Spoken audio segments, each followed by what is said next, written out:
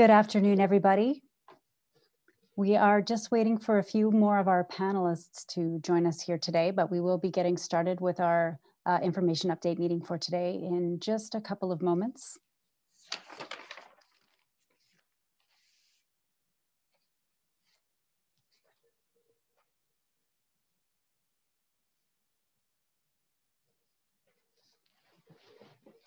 I'm going to go ahead and get started just introducing the meeting as we may have a couple of more panelists joining us today.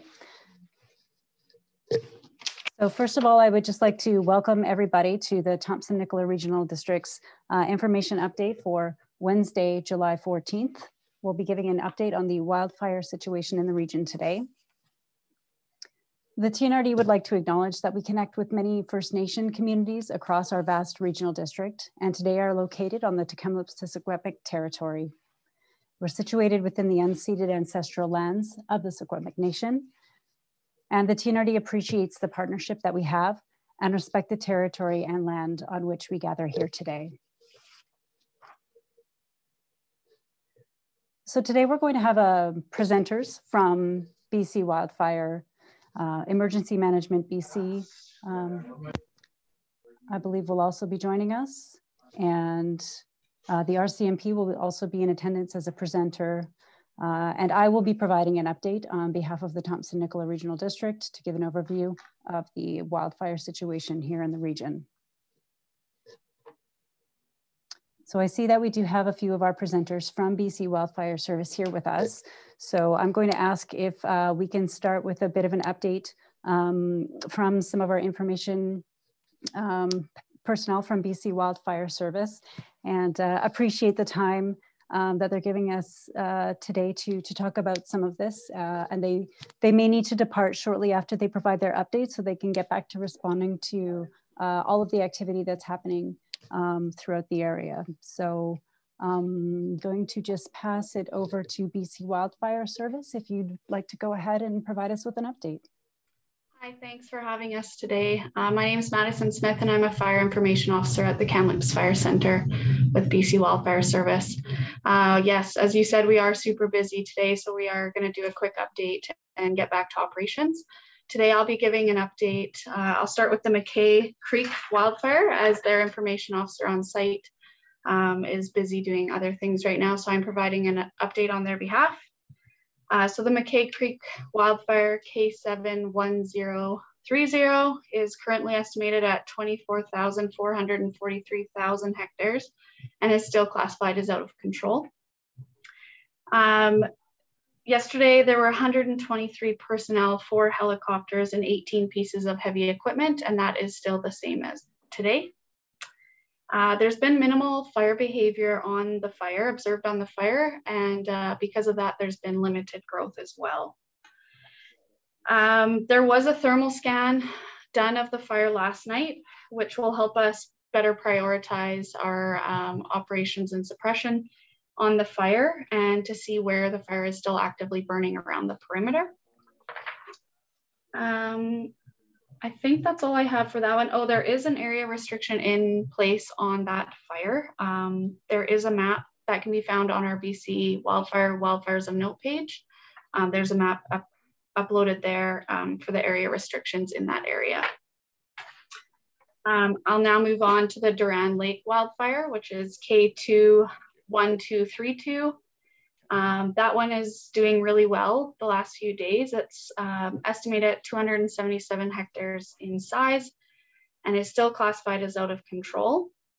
There's 48 BC wildfire personnel working along with 2 helicopters and multiple pieces of heavy equipment. And the fire has been challenging the last few days just with the hot and dry weather, but our crews on site have been working really hard and have had quite a good success rate out there as of today. I also want to speak on the Momich Lake wildfire that is fairly new on the map. It's estimated at 500 hectares in size and is currently out of control. BC Wildfire is responding and working alongside with our industry partners who have heavy equipment on site. The terrain of the Momich Lake Wildfire is quite steep and rough. So there's a large portion of the fire is inoperable due to safety concerns. There's the Momich Cliffs is in the area, obviously, and the fire is burning up the cliff face. So there's only so much ground that we can physically work. So yeah, heavy equipment is working on that fire on the top and bottom side of that fire where it is operable for them to get into. And I think that's all I have for updates from this side, from the fire center. I want to hand it over to Steve Lemon, who is with the Lytton Creek Complex. Steve, are you there? I am, yep, for sure. So I'm the incident commander for the Lytton Creek Complex. And currently we've got 2 significant fires of note under our command. So the Lytton Creek fire, K71086, was mapped at 9,300 hectares yesterday. It has grown. Overnight, we had a fairly significant wind event that pushed the fire down from the hilltops towards the Trans-Canada Highway and the railway tracks. We had both railway tracks closed overnight, as well as the Trans-Canada. We're hoping to reopen all 3 of those shortly. We did have structure protection working through the night to protect structures, and they were successful at that in the Gladwin area. We've got a total of about 98 firefighters, 6 helicopters, 13 pieces of heavy equipment, incident management team, and a number of structure protection crews working in this area.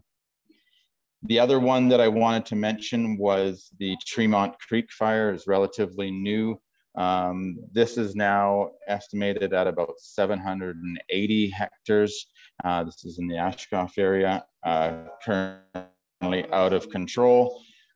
We have put an evacuation order in place for that area, as well as an expanded evacuation alert, extending all the way out to Savannah and Cache Creek. Right now, we are just building access into the fire, doing a bit of heavy equipment work to establish a safe egress route, and we're starting to build line there as well, and there is structure protection in place. That's what I have right now. Thank you, Steve, and now over to you, Hannah. Thanks, Maddie. My name's Hannah Swift. I'm with the incident management team here on Sparks Lake Wildfire, and we are also managing the Embleton Mountain Wildfire. So I'll start with the Sparks Lake Wildfire. So that one is K21001, and that one's burning approximately 15 kilometers north of Kamloops Lake. So we do have 90 firefighters out there today. 10 helicopters are assigned, and 58 pieces of heavy equipment, along with 109 support personnel. So included in that is 32 structure protection personnel who are working with 10 of the Skitcheton First Nations Fire Department personnel. So we have structure protection units in place, and they are continuing to focus on the Red Lake area and then northeast of the Red Lake area, as well as on the west flank by the Dead Man Valley there. So that's the focus for operations today. We do still have it estimated at 40,267 hectares. There has been some growth, but there's been a lot of smoke in the area, so we haven't been able to get a good eye on exactly how much growth there's been. We do know, which areas have been problematic and where it's likely grown. We don't have a new number at this time. It does sound like there's going to be some light winds, so maybe a bit more visibility today than we've seen the past few days. But as that smoke clears, we might see more fire activity earlier in the day. So if there are, if it's clear today, might be more smoke columns earlier in the day. So just keep that in mind. I'll leave it at that for that fire and move on to the Embleton Mountain Wildfire. So that's K21644, and that one's burning approximately 7 kilometers west of Sun Peaks. So we do have a new size on that one for today. So that one's estimated right now at 516 hectares. And it is still classified as out of control. We do have 13 firefighters out there today working really closely with 18 structure protection personnel. So they're working along the Heffley Lewis Creek Road and the Todd Mountain Road, doing structure protection, and then also working on fuel management in that area. And so what we're looking at with this fire is it is burning on Embleton Mountain. So it is in very steep terrain, and it's quite unstable up there. So it's quite inoperable for our crews and also for heavy equipment. So being that for the safety of our crews, we can't put them out there. We do have one helicopter on site, which is bucketing any areas that are problematic or that flare up with activity. Because what we're looking at doing here is clearing up and fuel managing along the Todd Mountain Road and the Heffley Lewis Creek Road and letting the fire slowly back down to us. So the fuel management work that we're doing along those roads, when the fire does back down to that area, it won't have as much fuel to consume when it gets there. So that's what we're looking to do. So it is growing and it is backing down, and that's what we want it to do because we're bringing it down to these control lines that are in place, where we'll be able to, safely have our crews actually directly suppress the fire with water. So at this point, it is going to keep growing. It's a long-term game, but it's doing what we want it to do, just the slow back down, creeping down. And I'll leave it at that. Thank you. I think that's all we have from BC Wildfire Service today. Not sure if there's any questions.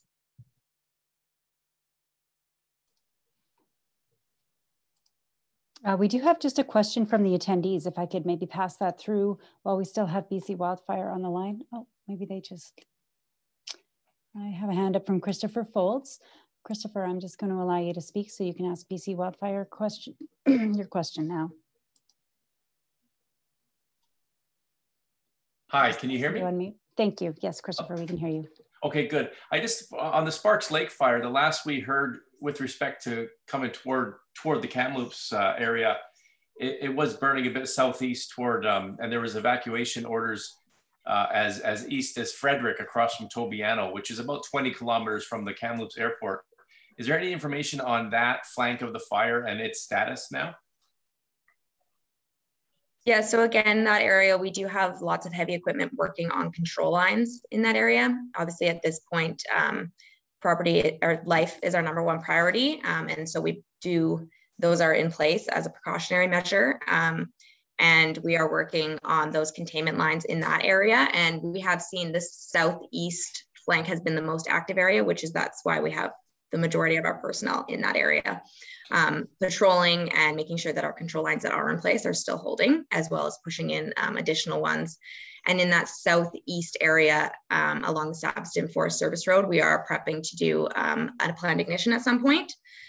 So that's the focus right now, is really preparing and tying in those control lines and making sure they're prepped for when conditions are ready for a planned ignition to take place. Okay, thank you. Thanks. Thanks, Christopher. We do have 2 more questions. I think if we could limit it to the last 2 questions for BC Wildfire, and then we will let you sign off and get back to work, BC Wildfire. Thanks for your time. I'm just going to go to Colton Davies on the line, and then last we'll have a question from Leslie. So Colton, I'm just going to ask you to unmute your microphone. Hi, can you hear me? Yes, we can hear you. Great. Thank you, Michelle. And thank you for wildfire personnel for doing this. I understand that, well, you mentioned that the rail lines were closed last night, CP and CN, because of action at the Lytton Creek wildfire. Do both of those railways remain closed today? And I know you said the goal was to get them reopened soon, but do you have any expectation how long the wildfire service might ask the railways to stay closed between Kamloops and Lytton? Yeah, I can answer that. Steve Lemon here. So the CN rail has reopened. The rail on the north side of the Thompson River has reopened already. And we anticipate the CP rail opening within the next couple of hours here.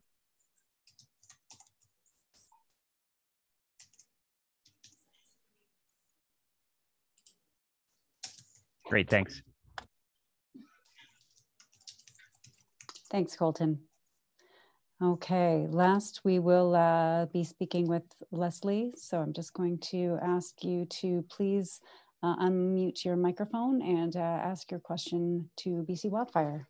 Okay, great. Thanks for taking my call, and thank you for having this today. This is really great. I really appreciate it because I know that you guys are swamped. So actually, one of my questions was already answered because I'm in the North Shore, and I was looking at how the fire was progressing from Sparks Lake. But I also noticed, or I read that they were considering getting the Army coming in if the situation was to exceed or get out of control. Is that still a consideration?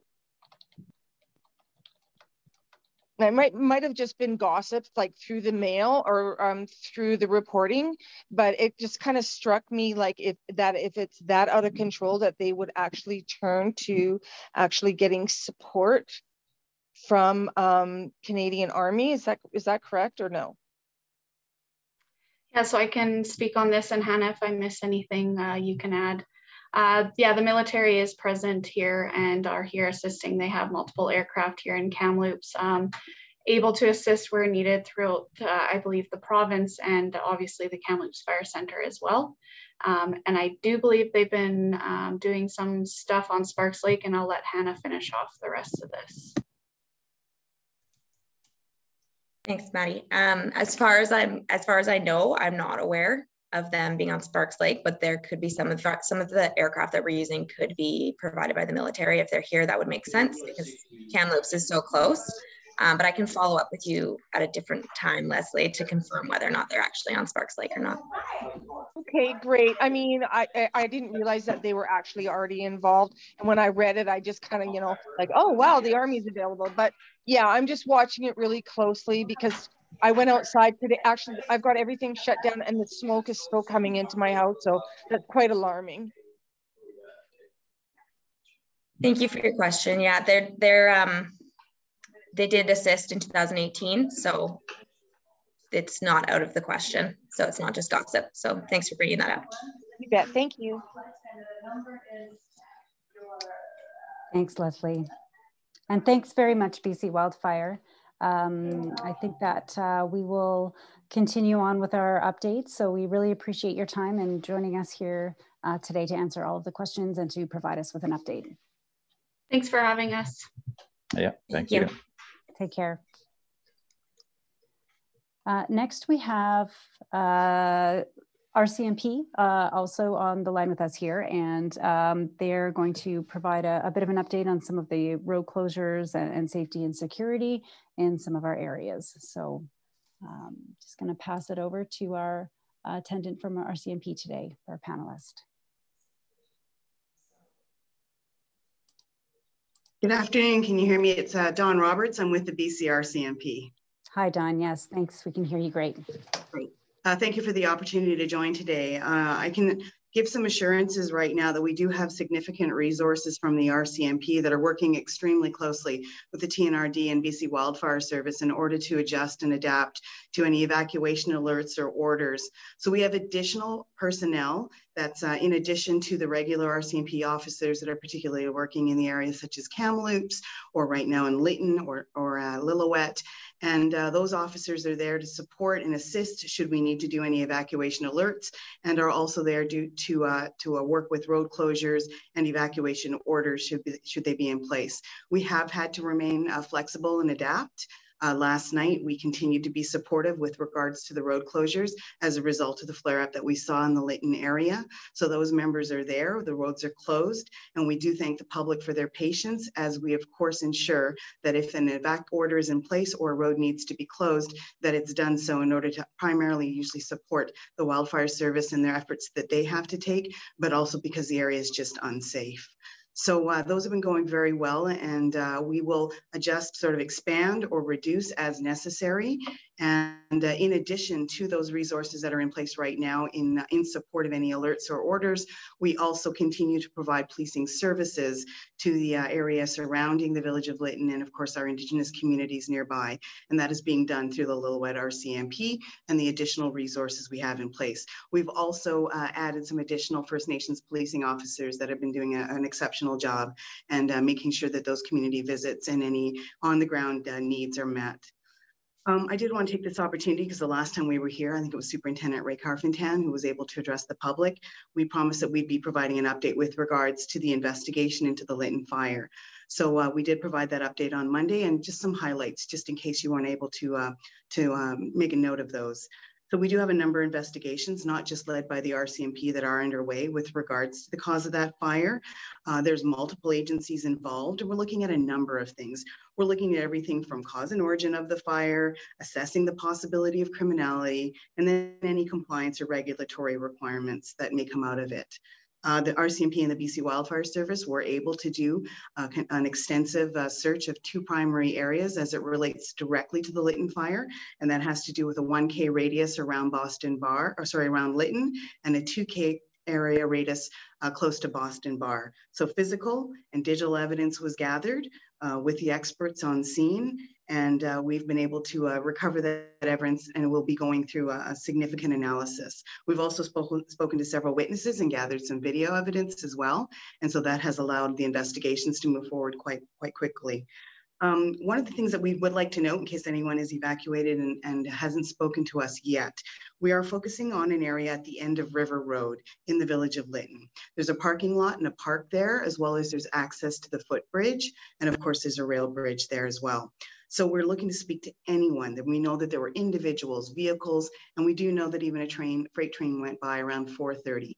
Anyone that may have been in that area that has not spoken to us yet, that may have information, we're asking you to please call our tip line. And if you want, the tip line is 1-877-987-8477. That's 1-877-987-8477. And if you have information, our investigators would like to speak with you.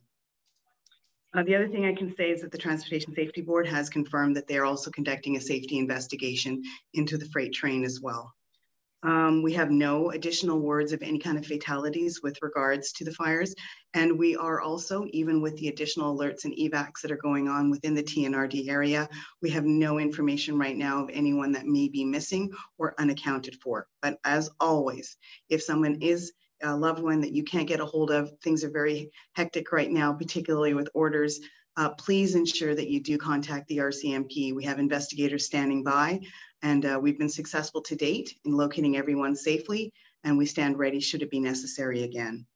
And I guess the only other thing I would just note is that while significant progress has been made into the investigation in Lytton, it is a primary investigation for us. We're heavily focused on it, and we want to make sure that we get to the answers with regards to what's going on, because we know it's important that you understand why and how things have happened. And that's all I have for now. Thank you very much for your update. I will also share the RCMP tip line in the video recording once we post that. So for any of the listeners who didn't quite catch that, we'll make sure that's available on the TNRD website as well. Great, okay.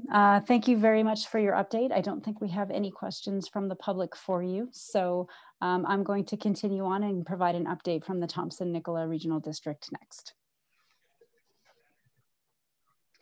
So I will give a bit of an overview today on the orders and alerts within the Thompson-Nicola Regional District. So I'm going to share my screen so I can show you a bit of a map and give you a bit of an overview of what's happening in our area here. As of right now, this is a constantly sort of shifting situation we're finding this year. I hope you can see my share screen. It looks like it is coming through great. So this is a map of our evacuation alert and order dashboard that you can see on the screen here. It gives a bit of a running total of our active evacuation orders, and alerts. So we do have 13 different individual evacuation orders that have been issued within the Thompson-Nicola Regional District, as well as 17 active evacuation alerts. And you can see them outlined in orange and red.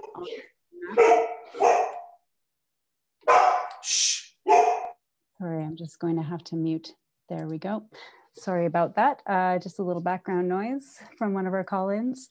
The map here, we can zoom in and out of it. I'll also just show you where to find this on the TNRD website. It's an excellent resource right now, as there is a lot of activity happening throughout the region. So if you are kind of wanting to get an overview, every day this is being updated with the situation of emergent or evacuation alerts and orders. As you can see, the largest area that we have the majority of our evacuation orders in is in the Sparks Lake wildfire area. So we can see that this is showing information that's pulled right from BC Wildfire with the Sparks Lake wildfire name and the estimated size as of the date that this was last pulled in from their information. And you can also click on the specific border, the red border around there, to see a link to the document with the evacuation order. So just to let people know where to get the most up-to-date information on what's happening in terms of evacuation orders and alerts from the Thompson-Nicola Regional District. This is probably the first place I would recommend you checking and seeing what's happening in your area. And I believe while we're on this call right now, there are a few other things in progress that we have been advised of. So more than likely by the time this call is finished up, this map may be updated with further information regarding evacuation alerts and orders. And to find this, I will just stop sharing this screen, and I'll just bring you back to our primary website.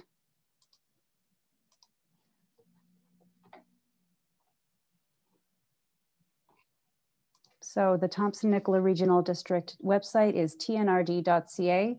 When you come to our website, you'll see these red and orange alerts at the top of our website.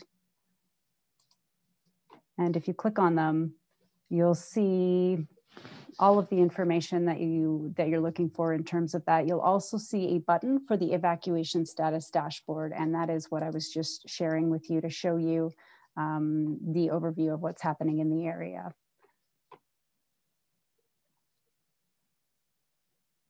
So that was just a question I wanted to address. We had some public questions that had come into us in terms of where they can get the most recent information.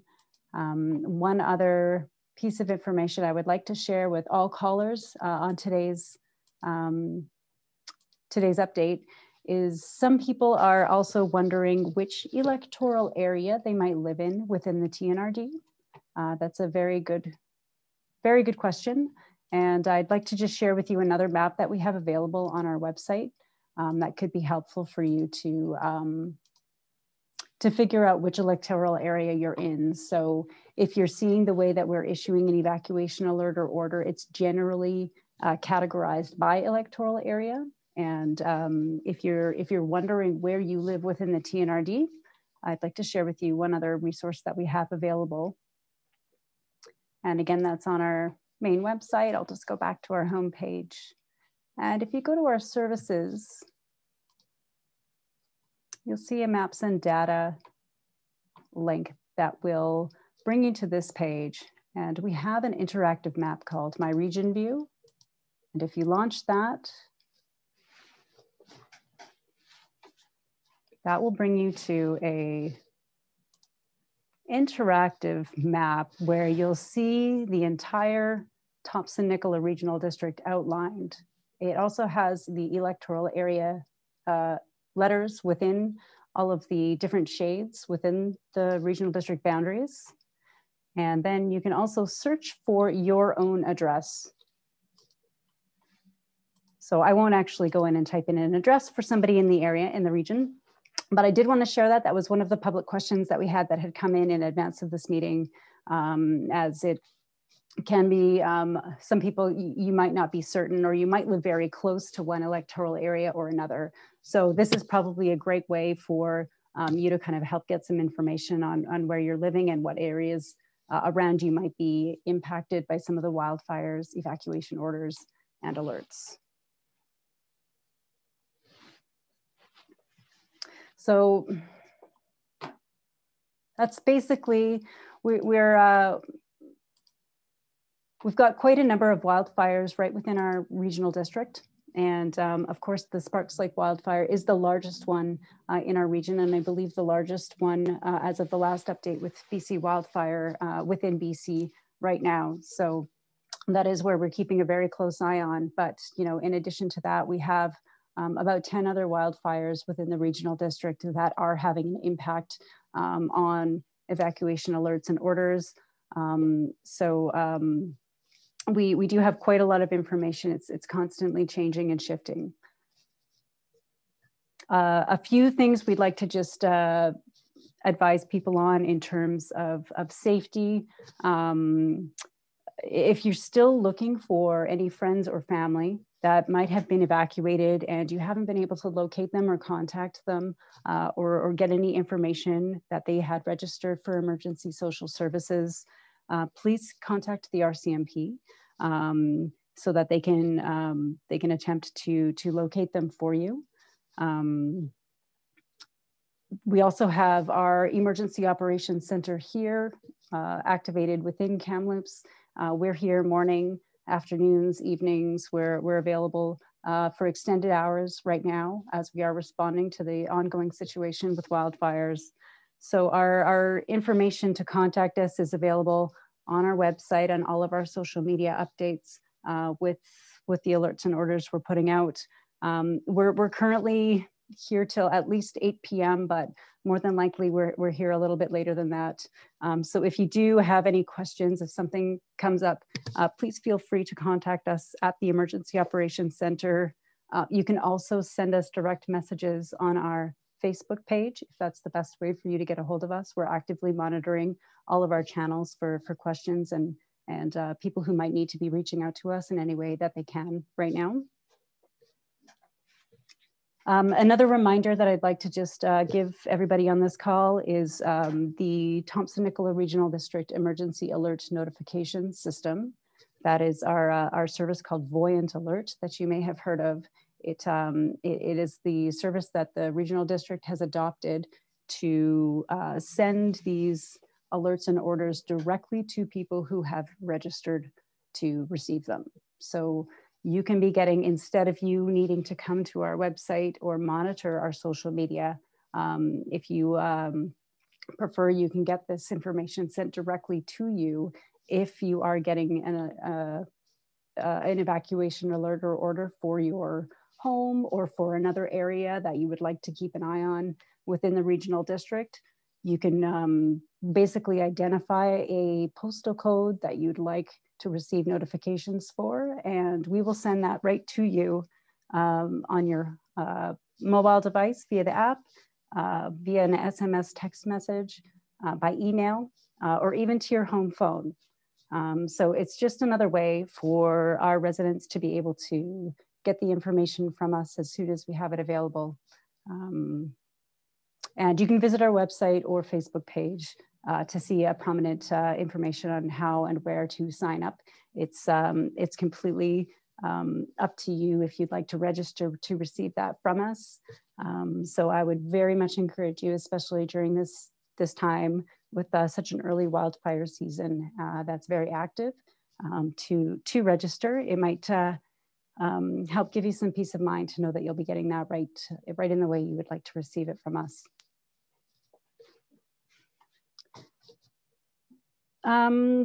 We do not have any representatives from Emergency Management BC to provide an update today. So with that, I can open it up if there's any last questions that we might have from the attendees that weren't sent in to us in advance of this meeting. And while I'm waiting to see if any hands go up, I'll just let you know that we are intending to keep these sessions on a regular basis, especially with so much activity happening in the region. So every few days, we will be holding these kinds of sessions, and we'll be inviting any questions to be submitted to us in advance. But I see that we do have a couple of hands up, so I'm going to just go over and answer any questions that we can for you while we finish up the meeting. So let's see, Colton Davies, we have another question from you. Go ahead. Thanks, Michelle. Sorry, I just noticed now the thing about the hand being still up. First time I've actually used the hand raise, and believe it or not, so I didn't know I had to lower it. But unrelated to what I asked before was with the, I know there's several local states of emergency in electoral areas in the TNRD, but when it comes to a potential provincial state of emergency, does the TNRD go to the province at all for that, requesting that? And has the TNRD done that at all, Michelle? Thanks for your question, Colton. And yes, we actually did have our board of directors and our CAO kind of raise that after kind of the wildfire in Lytton. So it has been brought up with the province of BC. And in addition, I heard on our coordination call this morning that the Provincial Emergency Operations Center also sort of responded that it has been discussed, it has been talked about, and from our understanding is that the provincial state of emergency is enacted by the province of BC when they need to call on the additional resources to kind of deal with the emergency that they may not have. So you know, at this point, I can't say exactly when they might enacted. However, you know, it's been, you know, as I mentioned, it's very active. Things are changing pretty much by the hour in our region, depending on the fire that we're looking at. And obviously, we know within our northern neighbors in the Cariboo and our south to the Okanagan, there's a lot of activity going on that may require those additional resources. So it has been brought up by the TNRD, and it also is part of our kind of ongoing discussions as we attend our coordination calls. So we're just kind of waiting to see what the province will decide with that. Okay, great, thanks. You're welcome. Okay, next we have a question from Carrie. Carrie, I'm going to allow you to talk and ask you to unmute your microphone.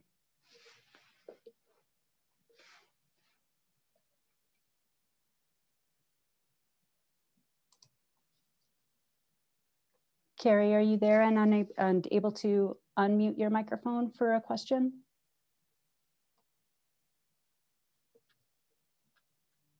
Oh, it doesn't seem to be.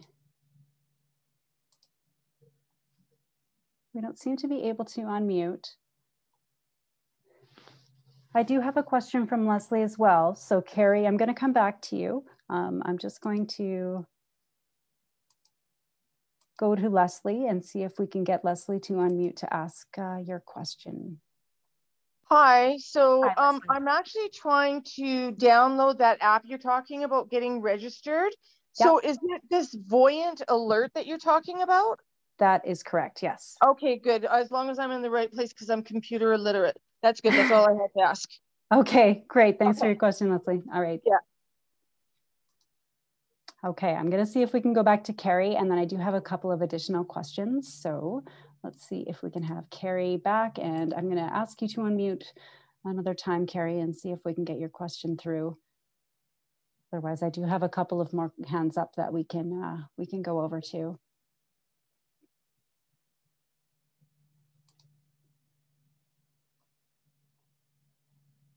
Okay, Carrie, I'm just going to go to the next caller, and maybe we can circle back and see. So next in order, I have Amna. Amna, I am going to allow you to unmute yourself to ask us a question.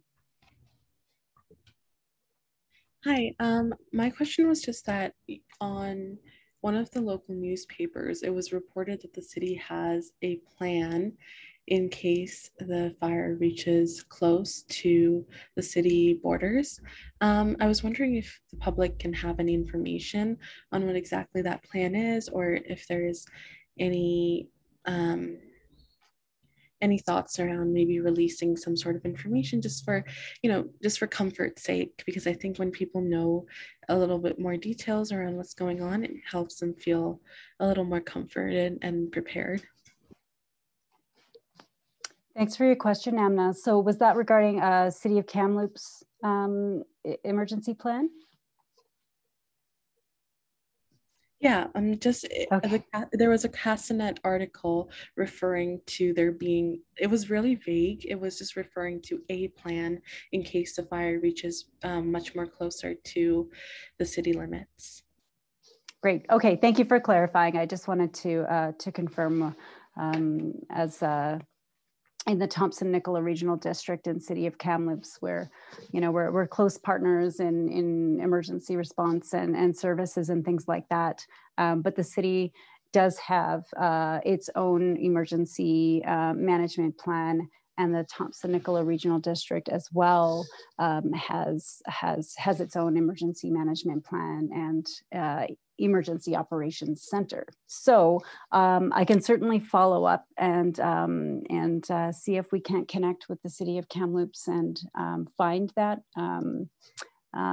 information on that plan. That might be something that could be shared both through the city and potentially through the TNRD. But yeah, it's currently the City of Kamloops will be responsible for issuing evacuation orders and alerts for anything that's happening kind of within the city boundaries, like the recent evacuation for Juniper area residents. And as the TNRD, we're kind of looking at the just outside of the city limits in our rural and remote residents. So, we do have a collaboration that's very close with our municipalities and our First Nations, but we do also have a little bit of a different responsibility with our jurisdictions. So I'm quite interested in that as well, Amna. So that's something maybe we could follow up on and see if there's something publicly available that they have that's going to be shared out. All right, thank you so much. You're welcome. Great. Okay, so we have Chief Christine Mini-Barriott I'm going to go to for the next question. So I am going to ask you, oh, it looks like you are unmiked or unmuted. Thank you. My question is regarding your Voyant alert system. I have a property that I want to add the address to. It's in between Spence's Bridge and Ashcroft, and it doesn't recognize the address. So it doesn't work for that. And I've experienced this with another one of my members at Gladwin property, Lytton and Spence's Bridge. So curious as to whether or not there's a solution. I've asked this of other agencies or other venues, but curious to know what the solution is for that.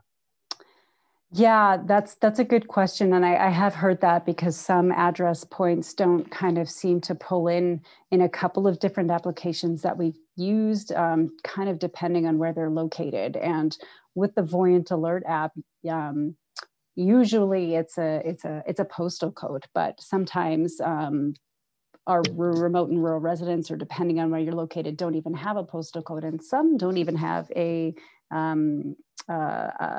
civic address that they can point to.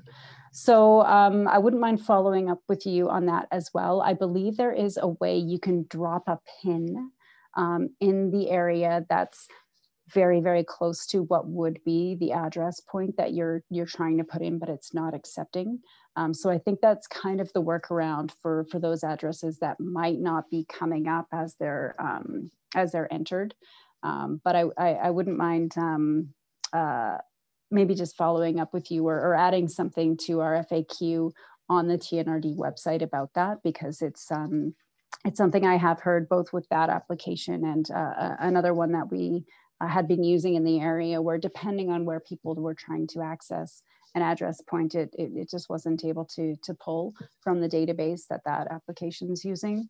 So Yeah, that's a very good question. I appreciate it. And I think it's, I'm pretty sure the solution is a pin type where you can actually just kind of place it on the location and then you can add a name to it. So if it's your home address, you can put a pin there and say home. So that would be my interim solution. If that's something that you or the other person you mentioned could try it out.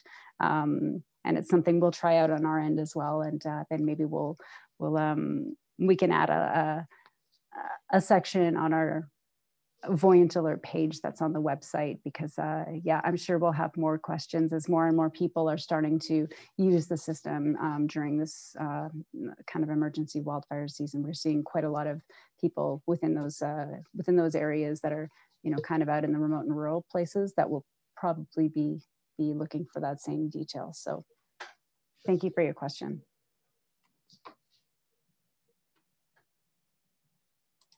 Great. Okay, I have a question from Gretchen Revale. I'm going to ask you to ask your question and unmute your microphone, Gretchen. Hi, thank you for taking my call. I'm just, my question is about Kamloops Airport. Are flights going in and out as usual? Sorry, I kind of lost the last part of your question there, Gretchen. You had a question about the Kamloops Airport, but it sort of dropped out after that for me. Can you repeat that? I was just wondering if flights are going in and out, domestic flights. Oh, okay. That's a good question too. I don't believe there's been any impact on air flight to and from Kamloops Airport. I would certainly want to double check with the Kamloops Airport Authority and City of Kamloops on that, as it's just a little bit outside of the TNRD's jurisdiction. But I have not heard of anything impacting flight. You know, we have heard of some things of different road access in some of our areas where there are wildfires closer, but I don't know of anything that has stopped any flight activity to and from Kamloops Airport. But again, it's something I'd like to just confirm with the Airport Authority and City of Kamloops. But as far as I am aware, there has not been anything that has come into our Emergency Operations Center regarding flight. Okay, thank you. You're welcome.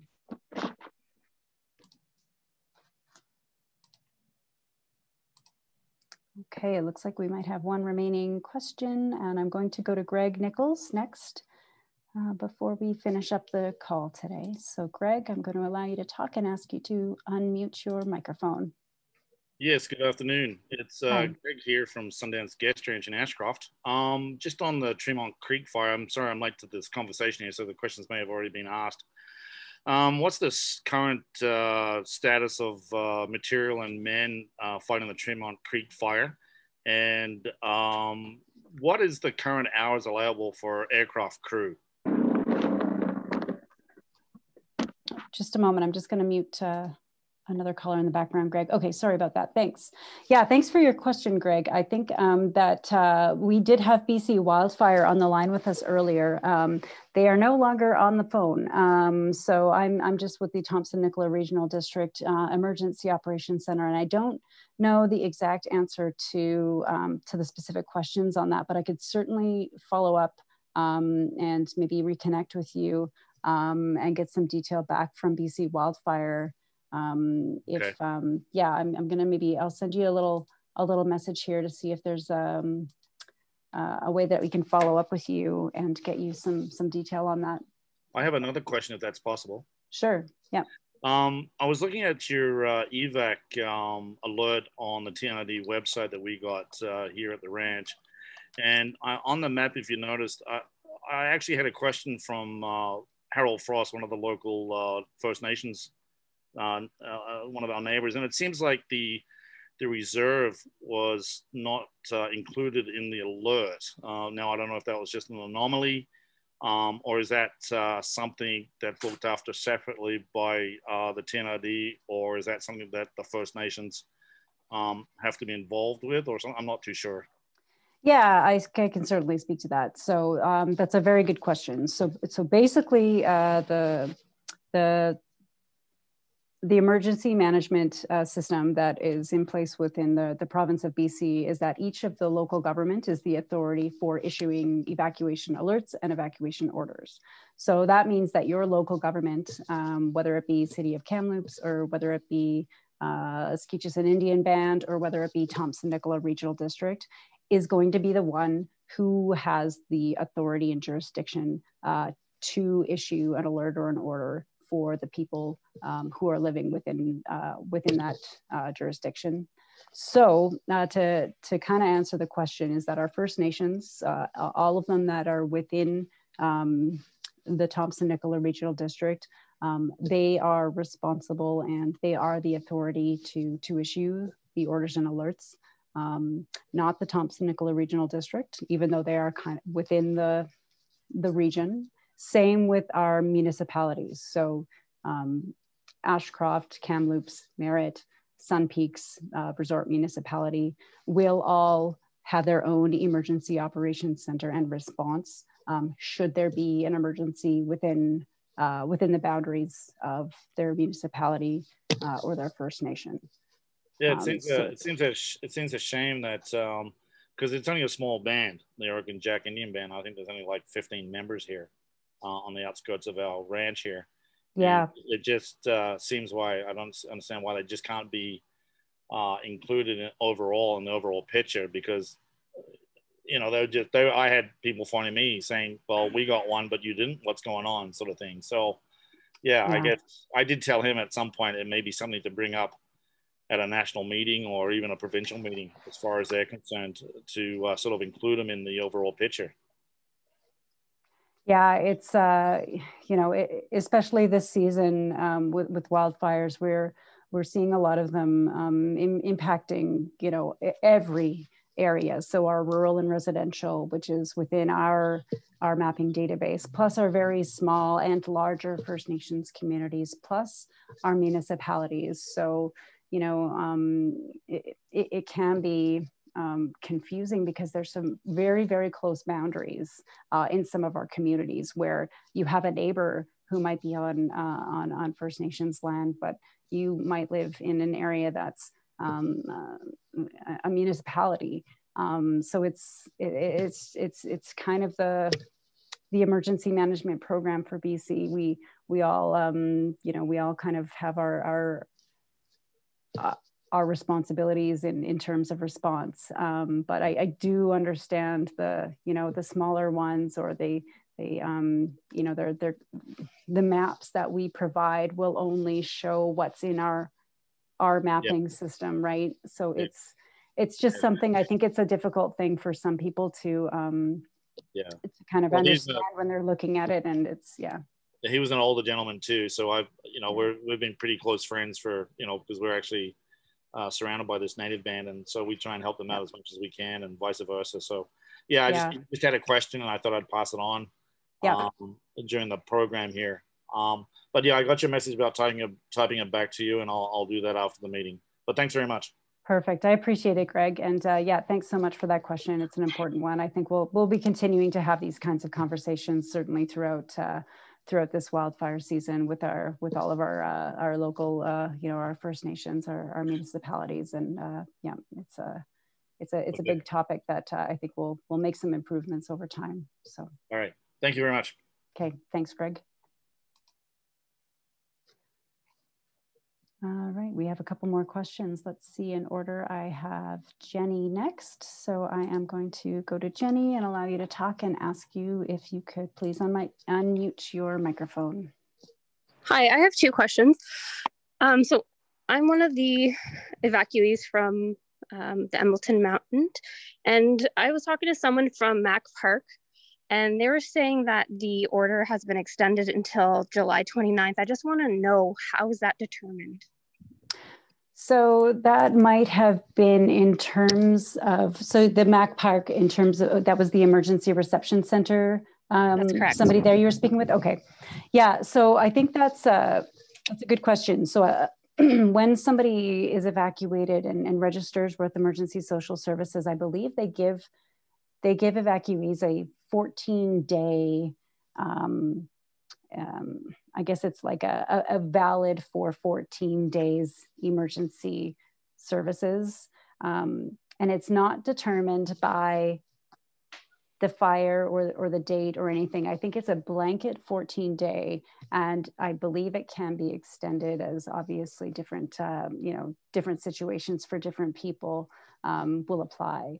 So I think it's just to have that couple of weeks period. It doesn't necessarily mean that somebody's going to be ordered out of their property for that period of time.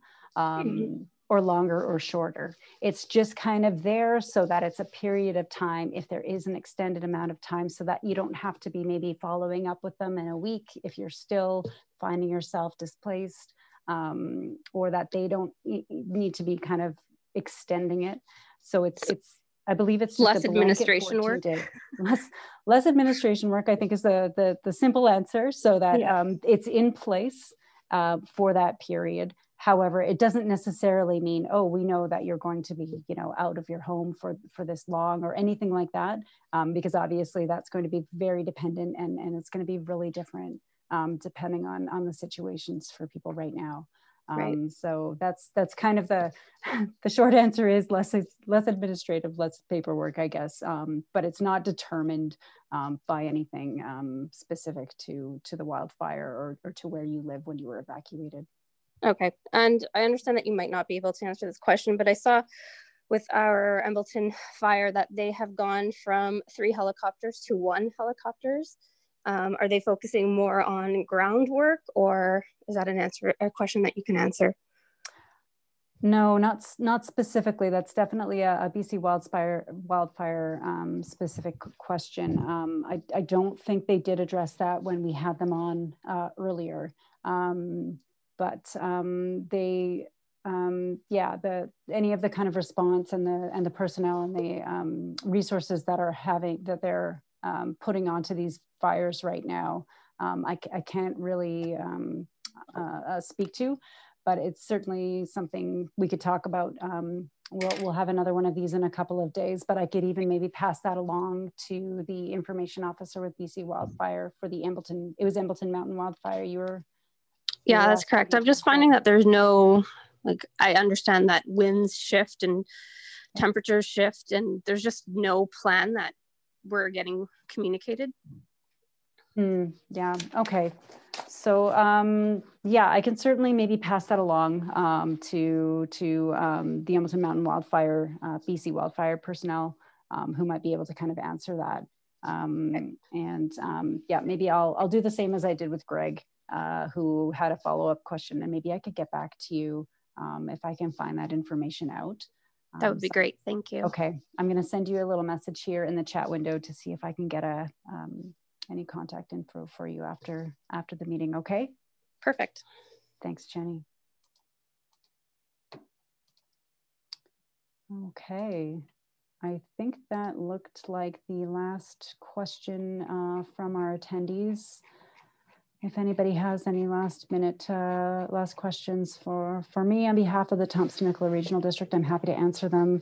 Otherwise, I will follow up with a couple of our callers who had specific questions, and I will just let you know that this is a recorded meeting.